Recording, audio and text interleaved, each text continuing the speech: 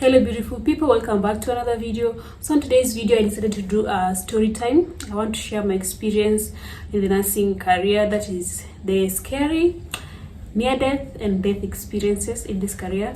For me, it hasn't been so long, like it's only been 2 years post graduation. Like it's not even 2 years, it's almost 2 years post graduation.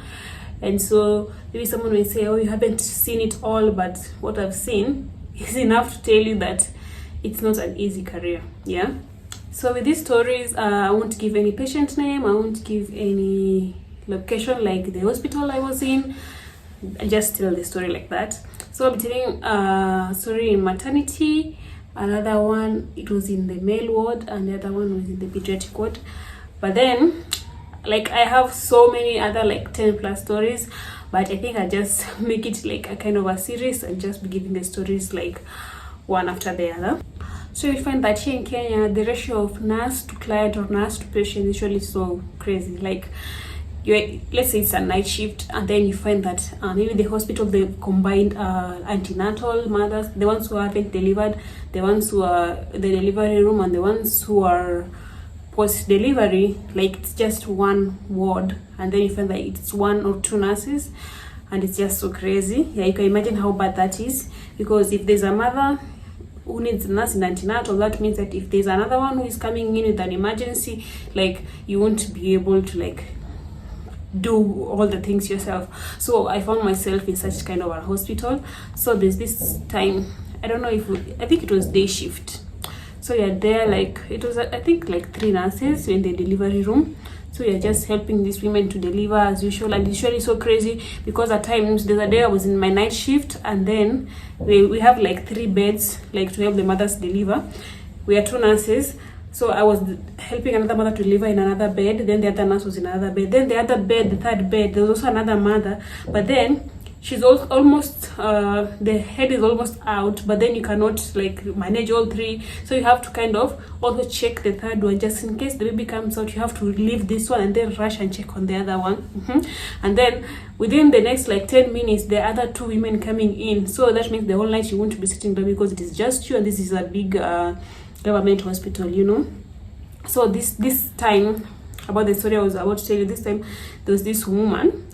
So for her, she was waiting for a bed, yeah, because there are only 3 beds to deliver, and you already have like 3 women on those beds. So for her, she was still like standing and walking, and then she already had like 3 children back at home. So that means for her, it was going to be a little bit faster. So she was standing there trying to encourage other women, oh, push, oh, don't give up, I don't know what. What she did not know is that her baby was almost coming out. Like, her baby was almost coming out, and she was not feeling it. I don't know how she was not feeling it. So when we were busy like helping these other women to deliver, and she was just walking there, we just had some kind of a splash noise, like someone has just splashed water on the floor. When we checked, that woman had delivered and pushed her baby on the floor. It was tiles, and you can just imagine the way these tiles are usually smooth. So that means the baby just slid like oh my god, like every time I remember that thing, I usually say that these things are crazy, because the baby just like slid through the tiles, like from where I was standing until almost to the door, like a really kind of long distance, and the baby just slid. So I had to like leave this other mother who was delivering and go to rescue that baby. And the cord had like cut itself, and now the cord was bleeding and there was blood. Like, you can imagine that cord that usually connect the mother and the baby, that cord had like torn, because now like the baby separated forcefully, so it had like torn, and then now it was gushing blood. Like, it was just like moving like this, like and then blood is moving everywhere. Like, oh my goodness, like it was so crazy. And so you're picking that baby up, you are so scared, and the blood is gushing all over, and you're trying to like clip it, and the mother is shocked. She's still standing shocked. But then all in all, the mother was okay, the baby was okay, everything was okay, we thank God. But then still, I don't know. I think we need. I don't know what the problem is with most government hospitals. Like, they don't like hiring more people. I don't know if it's to pay more people. There are so many people looking for jobs, but anyways, we did it there. Another story is the male ward. Let me talk about the pediatric ward first before the male ward. So when we went for attachment at the pediatric ward, I don't know, I can't remember which attachment that was, but we went to the pediatric ward. There was this baby, like I think I'll never forget about the baby. So what happened was the mother came with the baby to the outpatient. Outpatient is where you just come in and they check you, give you medication, and then you go back home. So they came to the outpatient and the baby had diarrhea. So they checked and they told her, give fluids and give this medication so the baby will be okay. But then later on in the evening, the mother came back again and said, now the baby is also vomiting and the baby is not taking anything. So the immediate thing could have been maybe they admit the baby or they put the baby in IV fluids or something, yeah?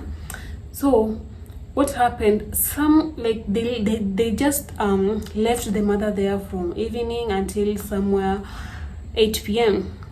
So we were able to visit the mother because that day I went in for a night shift. I was still a student. I went in for a night shift here. So when it was almost 8 p.m, the mother was brought to the ward. And you know, mostly night shifts, we don't have so many doctors on night shifts. So when she was brought into the ward, we only had the nurse. And so they told her, this baby needs fluids. So we'll try and look for an IV line so that we can start the baby on fluids before the doctor comes. So the thing was that the doctor is not available because he still has a surgery. Like there's an operation going on in the operating room and he's the only doctor around, so you have to wait until he's done with that surgery. So the mother was seated there until somewhere 9 p.m. So the biggest problem was this: there was no IV access. They could not get that IV. So all the people were there, all of us, we tried. The hands, the legs, we shaved the head, looked for IV access, the neck, like they were looking for it everywhere. No one could find it. And so the thing was, we had to wait for this doctor who was still in surgery to come and look for that IV access. Now it was almost 1 p.m. This baby hasn't been given any fluid. Almost, not 1 p.m, 1 a.m. in the morning. This baby hasn't been given any fluids. It took so long for one of the doctors to be called, I don't know from where, to come and try and check on this baby. And somewhere a few minutes after that, I just saw, I don't know, they started putting the baby on oxygen and like everything just turned. Like this baby came in the morning walking, he came in that evening walking. Now the baby is on oxygen and people are rushing everywhere and they're trying to resuscitate this baby. Believe me, the baby passed away. Imagine. Like that, for me, what disturbs me a lot with that is usually that this baby could have been saved, because he wasn't that bad from the start. If this was a baby that came in walking, this is a baby that could have been saved. And like that, like, I don't know, I think that's why I don't think I'll even work in a pediatric ward, because of all that trauma. Because that wasn't that the only story that I've ever seen there. Like there were so many. There were other ones that the baby came in, the baby is not breathing, and then they tried to resuscitate the baby, but only because the doctors have to leave for that shift, they just give up on the baby. And then the other times, like, because they don't have like the medications or the equipment that they need, they want to refer the baby, and in the process of referring, the baby dies. Like there's so many things that usually happen that makes you want to give up on this career and be like, I can't be seeing this every day of my life, because it's just traumatizing. Yeah. And then the third story, when I was in the male medical ward, I think I've told this story before, because it was the first time like one of my patients passed away. I not cried though, but I was so shocked because it happened in the most weird way. So every day, like every other time when you're in your night shift, before you leave in the morning, you have to check the patient vitals. Yeah. So usually go from like the first bed, the last bed. I think it was either 30 something or 40 patients. So in the process of checking the blood pressure, I placed that cuff that usually placed here in the arm, and then I started like recording like this, and I was like calling him his name and like telling him good morning or something. I noticed he wasn't waking up, and when I was checking the blood pressure machine, it was like error. At that time, I think I was in my first year. Yes, I was in my first year, and it was like error, and I was like, what does even error mean? Because I don't know these things. It was my first attachment. I was like, I don't know these things. So I called the nurse, and the nurse, the way they usually come shouting, he just came, like opened the blanket and was like slapping this person, amka, the patient wasn't waking up, only for us to realize like the patient passed away, I think the previous night. And you know why this is so hard to notice? It's because we were like only two students and one nurse, I think. And then that night we had almost, I think, 10 people to admit. You already have like 30 people to look after. So what most public hospitals usually do is that you give the patients medication and you let them sleep. If someone has like any problem, they'll come to the nursing station. So that means the routine check to see if your patient is okay, that is something that doesn't happen. Like the moment they're given medication, that's it. Like no one can check up, like because even if you want to try and be that good nurse who wants to do it all, I'm telling you, you won't do it all. You can't do it all, because the moment you've finished giving the medication and you come to the nursing station, you're busy admitting patients and other patients who are coming in. You're looking for IV. You're doing so many things that you can't even realize something that is happening. And you know another problem is that even some critical patients, they are not in these monitors, or like the way like you see in other hospitals, every patient has a monitor. You can know if the oxygen level has gone down, if something is happening, you can be able to be notified. Like for them, most of the patients don't even have those monitors. They're just seated there. So if something happens, you won't know. You'll just know that the patient is sleeping, and I think that is what happened.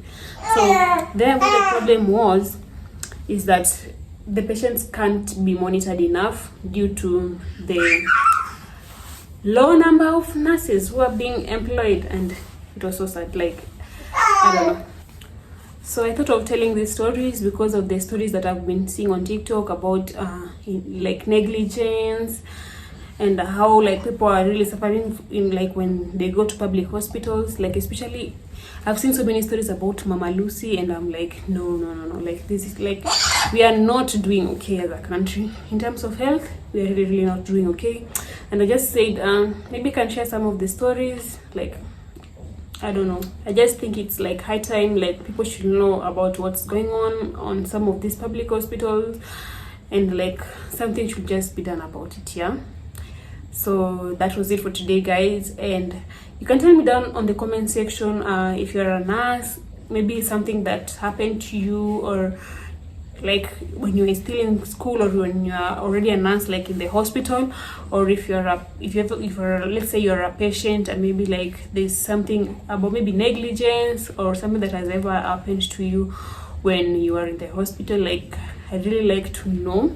So you can tell me down on the comment section. And thank you for watching this video, and I'll see you on my next one. Bye bye.